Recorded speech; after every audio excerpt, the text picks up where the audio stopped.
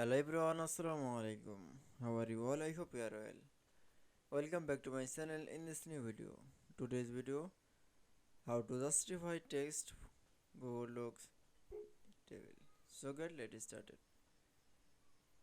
At first, open your docs file. Firstly, then show the table text is this table text is justify text in table.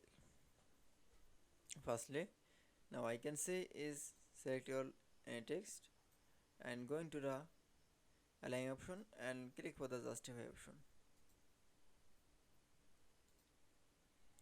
So again select your any text and going to the align option and click for the justify option.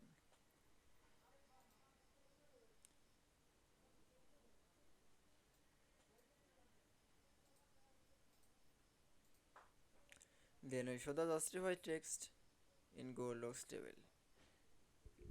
Justify text Google Docs table is very easy. I hope to enjoy the video. Please like, comment, share and subscribe my channel. Thanks for watching my video.